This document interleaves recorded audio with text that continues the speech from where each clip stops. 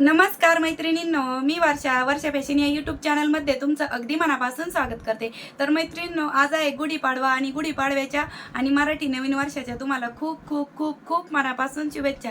तुम्हाला हे वर्ष म्हणजे नवीन मराठी वर्ष आरोग्यदायी, खूप निरोगी जावं हीच मी स्वामींचरणी प्रार्थना करते. आणि आजच्या व्हिडिओमध्ये आपण बघणार आहोत या ब्लाऊज पीसचा रियूज. तुमच्याकडे कोणतेही ब्लाऊज पीस असू द्या त्याचा तुम्ही इथे वापर करू शकता. मी इथे ग्रीन कलरचा ब्लाऊज पीस घेतलेला आहे. हा पण आहे माझ्याकडे, पण हा थोडासा मला वाटतोय कमी पडेल, त्यामुळे एवढाच राहिलेला आहे शिल्लक. याच्यापासून मी तोरण बनवलं होतं. हिरवा ब्लाऊज पीस आहे. आणि कालच्या नाही परवाच्या व्हिडिओ खाली एका ताईंची कमेंट होती की ताई नैवेद्य ठेवण्यासाठी म्हणजे केळीचं पान दाखवा म्हणून. तर त्या ताईंची रिक्वेस्ट आहे, मंजुषा बदरखे म्हणून त्या ताईंचं नाव आहे. त्यांची स्क्रीनशॉट देईल मी तुम्हाला इथे.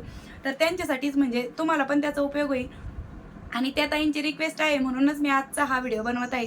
म्हणजे ब्लाऊज पीसपासून केळीचं पान कसं बनवायचं कापडी ते आपण बघूया. तर चला आता जास्त वेळ न घालवता आपण आपल्या आजच्या व्हिडिओला सुरुवात करू. व्हिडिओ आवडला, युजफुल वाटला तर प्लीज लाईक पण करत चला आणि व्हिडिओ शेअर पण करा जास्तीत जास्त. तर चला आता जास्त वेळ न घालवता आपण आपल्या आजच्या व्हिडिओला सुरुवात करूया.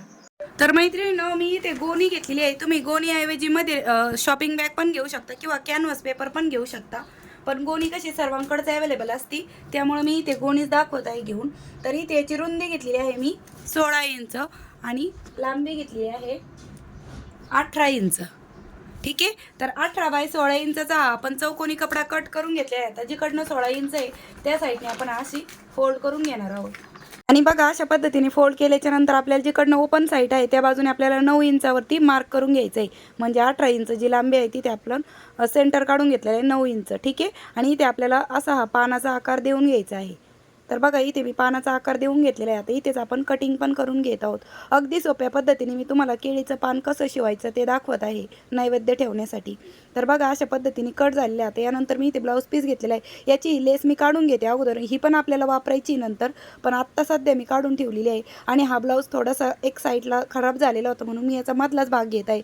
म्हणजे त्याला कुठेतरी अगरबत्तीसारखं म्हणजे जळाल्यासारखं होते स्पॉट म्हणून मी यामधलाच ब्लाऊज पीस घेतलेला आहे. आणि कडेला थोडेसे होल पडेल होते त्यामुळे तो पार्ट यूज नाही केला या ब्लाऊज पीसचा. तर बघा अशा पद्धतीने आपण मेन फॅब्रिक कट केलेलं आहे. तर मैत्रिणींनो, अस्तरसाठी मी अजून एक ब्लाऊज पीसचा कपडा कट करून घेतलेला आहे. सर्वात खाली गोणी आहे, वरतून हा ब्लाऊज पीसचा कपडा ठेवून घ्यायचा आहे आपल्याला. म्हणजे अस्तरसाठी तुम्ही जो काही घेणार असेल तो, आणि त्यानंतर आपला हा जो काही असेल तो मेन फॅब्रिक. ठीक आहे.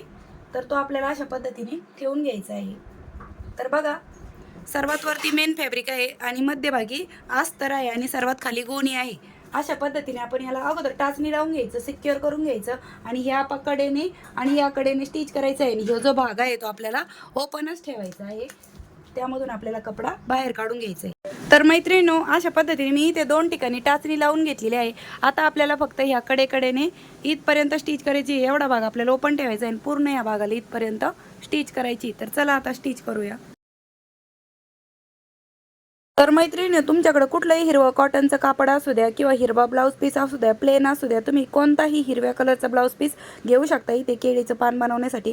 किंवा नवीन साडी पण असेल तुमच्याकडं आणि तिचा रंग हिरवा असेल तर तीही घेतली तरी पण चालेल. पण माझ्याकडे जे जे अवेलेबल असतं त्यामध्येच मी तुम्हाला हे बनवून दाखवत असते. तर बघा कडेने मी स्टिच करून घेतलेलं आहे. आता एक्स्ट्राचं जे काही फॅब्रिक असेल ते आपण कट करून घेत आहोत. आणि इथे छोटे छोटे कट पण देऊन घ्यायचे. हे कशासाठी, तर आपला हे जो शेप आहे तो व्यवस्थित यावा त्यासाठी आपण इथे छोटे छोटे कट पण देऊन घेतलेले आहेत.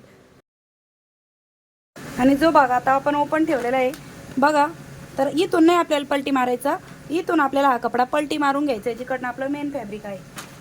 अगदी इझिली पलटल्या जातं ते. तर बघा अशा पद्धतीने पलटी मारून घेतल्याच्या नंतर आपलं हे मेन फॅब्रिक वरती आले आहे आणि अस्तर पण वरती आले आहे आणि गोणी बरोबर मध्यभागी गेलेली आहे. आता व्यवस्थित त्याचे टोक बाहेर काढून घ्यायचे. याच्यावरती इस्त्री फिरून घ्या हवं तर तुम्ही आणि मग स्टिच करा. तर आता याच्यावरती पण आपण दाबटीप मारून घेत आहोत. तर बघा अशा पद्धतीने मी व्यवस्थित या कडेने दाबटीप मारून घेत आहे. अगदी सोप्या पद्धतीने मी तुम्हाला केळीचे पान कसे शिवायचे ते दाखवत आहे. त्यानंतर मैत्रिणींनो, हा जो काही ओपन पार्ट आहे तो मी अशा पद्धतीने डबल फोल्ड करून स्टिच करून घेणार आहे अशा पद्धतीने. ठीक आहे. आणि बघा जो ओपन पार्ट होता तो मी अशा पद्धतीने डबल फोल्ड करून तोही स्टिचिंग करून घेतलेला आहे. म्हणजे आपला आता कोणताही धागे बाहेर दिसणार नाही. ठीक आहे. आता यानंतर इकडनं स्टिच करून झाल्याच्या नंतर आपल्याला असा फोल्ड करून घ्यायचा आहे आणि बरोबर सेंटरला मार्क करून घ्यायचे आहे. तर अशा पद्धतीने फोल्ड केल्याच्या नंतर आपल्याला बरोबर सेंटरला एक लाईन ड्रॉ करून घ्यायची आहे.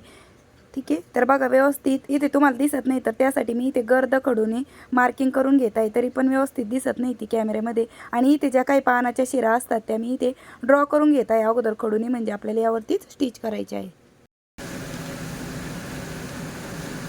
तर बघा अशा आहे मी रेषा म्हणा किंवा मधल्या शिरा ज्या असतात त्या काढून घेतलेल्या आहे या पानावरती. आता आपल्याला याच्यावरतीच स्टिच करून घ्यायचे आहे. तुम्ही अशा पद्धतीने अगोदरच लाईन ड्रॉ करून घ्या, म्हणजे आपल्याला स्टिच करायला बरं पडेल. ठीक आहे. आणि मैत्रिणींनो बघा मी अगोदर सर्वात मध्यभागी जी सेंटरला आपण लाईन ड्रॉ केलेली आहे तिच्यावरती अगोदर स्टिच करून घेतलेले आहे. बरं मैत्रिणींनो मी इथे ना हे शिरा काढण्यासाठी हा पोपटी कलरचा दोरा घेत आहे, म्हणजे तो याच्यावरती जरासा उठून दिसेल त्यासाठी. ठीक आहे. आणि मैत्रिणींनो तुम्हाला व्हिडिओ थोडा जर युजफुल वाटला, आवडला तर प्लीज लाईक पण करत चला, कारण की तुमचं एक लाईक माझ्यासाठी खूप महत्त्वाचं असतं. त्यामुळे मला प्रेरणा मिळते आणखी नवीन व्हिडिओ बनवण्याची. आणि अशाच पद्धतीने आपण ह्या राहिलेल्या याच्यावरती पण ह्या ज्या काही शिरा आहेत त्या स्टिच करून घेऊया. ठीक आहे. तर बघा मैत्रिणींनो राहिलेल्या याच्यावरती पण मी अशा शिराची जी काही स्टिचिंग होती ती करून घेतलेली आहे आणि अशा पद्धतीने ते दिसत आहे. आता यानंतर ह्या ज्या कडेला आहे ते मी ते गोल्डन कलरची लेस लावून घेत आहे.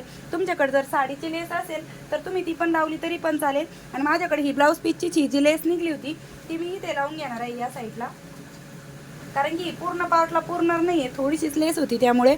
तर मी या कडेला ही लेस लावून घेणार आहे आणि हे जे पानाच्या कडेला आहे ती आपण इथे अशी ही गोल्डन कलरची लेस लावून घेऊया. तर अगोदर आपण ही गोल्डन कलरची लेस या पानाला लावून घेऊ आणि नंतर ही लेस लावून घेऊ. ठीक आहे. तर बघा अशा पद्धतीने कडेने मी अगोदर ही जी आपण ब्लाऊजला लावतो तीच गोल्डन कलरची लेस घेतलेली आहे आणि लेस लावल्यामुळे अजून छान असा लुक आलेला आहे आपल्या केळीच्या पानाचा. म्हणजे आणखीन डेकोरेशन केलं तर आणखीनच छान दिसतं, उठून दिसतं. आणि तसेच तुम्ही व्हिडिओ कोणत्या गावातून शहरातून बघता ते पण मला कमेंटमध्ये नक्की सांगा, म्हणजे मलाही कळेल की माझा व्हिडिओ कुठपर्यंत पोहोचत आहे. त्यानंतर मी मैत्रिणींनो या लेसला डबल टिप पण मारून घेते आणि मग दाखवते पुढे तुम्हाला. आणि ही पण जी काही लेस आहे ती जोडून घेते मी अशा पद्धतीने. ठीक आहे. या कडेची पण.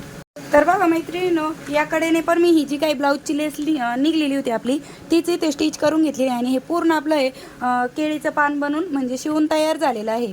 आणि ही आहे आपली फ्रंट साईड आणि ही आहे आपली बॅक साईड. बॅक साईडने पण आपण ब्लाऊज पीसचाच वापर केला आहे आणि हा पण आपण ब्लाऊज पीसपासूनच बनवलेला आहे केळीचं पान. ठीक आहे. एकदम वरच्या साईडने दाखवते म्हणजे तुमच्या प्रॉपर लक्षात येईल कशा पद्धतीने आपलं हे केळीचं पान शिवून तयार झालेलं आहे ते.